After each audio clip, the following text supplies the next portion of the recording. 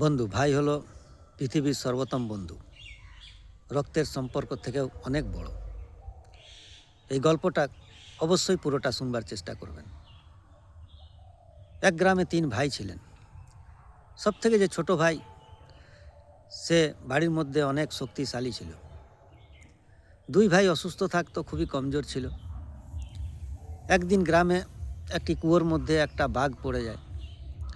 বাঘটা জলের মধ্যে ছটপট করছিল।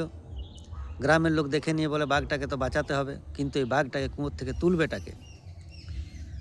তখন গ্রামের লোকে সবাই নির্ণয় নিল কি ওই গ্রামে যে শক্তিশালী আছে ওনাকে ডাকা হোক। ওনাকে যখন ডাকা হলো, উনি বললো, ঠিক আছে, বাঘটাকে তো আমি তুলে দেবো, কুয়োতে আমাকে নামতে হবে, কিন্তু কুয়োতে নামার সময় আমার রশি ধরবে আমার 2 ভাই।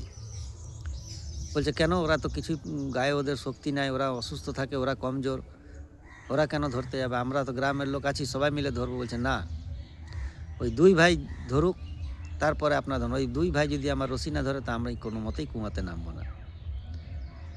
তখন গ্রামের লোক রাজি হলো, 2 ভাই রশি ধরলো। তারপরে সে কুয়োতে নামলো। গ্রামের লোকও সবাই রশি ধরে রইল। কুয়োতে নামার পরে বাঘটাকে কাবুতে করে নিয়ে, নিজে ধরে নিয়ে যখন কুয়োতে উপরে উঠতে লাগলো, তখন বাঘটা বিশাল জোরে আওয়াজ করে উঠলো, গর্জন দিয়ে উঠলো। তখন গ্রামের লোক ভয়ে ছেড়ে, রশি ছেড়ে পালিয়ে গেল।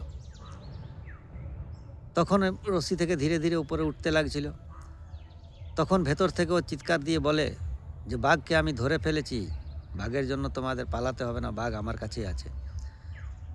গ্রামের লোক আস্তে আস্তে উঠে এসে দেখলো ভাই, তখন 2 ভাই মিলে তখন ওনাকে উঠিয়ে নিল কুয়োর থেকে উপরে।